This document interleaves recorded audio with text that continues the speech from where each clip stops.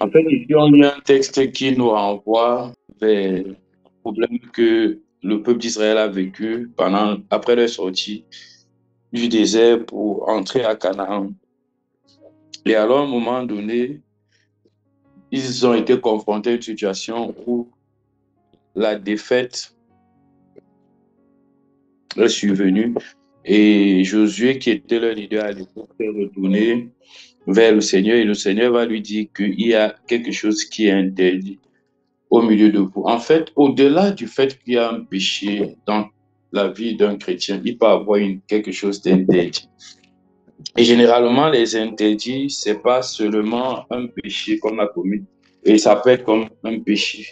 Mais un interdit peut être également quelque chose que tu gardes chez toi, quelque chose que tu gardes dans ton cœur, quelque chose que tu peux même garder dans ta maison, que tu as eu de manière frauduleuse et qui, aujourd'hui, joue dans ta vie. Je veux dire comme ça, parfois, on est confronté à une situation où on est réclamé, nos diplômes sont réclamés parce on a quelque chose à remettre là au diable.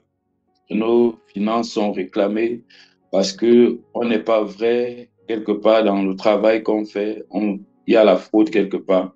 Et chaque fois qu'il y a une fraude quelque part, quand tu es chrétien, quand il y a un mensonge quelque part, ou bien quand tu as réussi quelque chose d'une manière frauduleuse, il y a toujours une réclamation qui peut venir de nulle part. Et donc, euh, ça devient interdit parce que Dieu ne t'a pas mandaté. Ça devient interdit parce que tu as pris les initiatives de par toi-même. Ça devient interdit également parce que Dieu t'a dit de ne pas et tu as.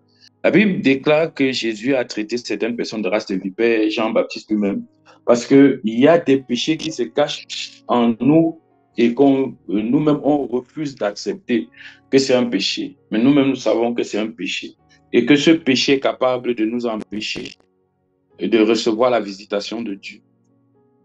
Donc, si c'est un péché, même parfois, il y a des personnes qui ne savent pas vivre avec les autres. Et des personnes qui sont tellement compliquées, qui sont colériques, qui sont toujours en train de se fâcher. Des personnes qui considèrent tout au premier degré.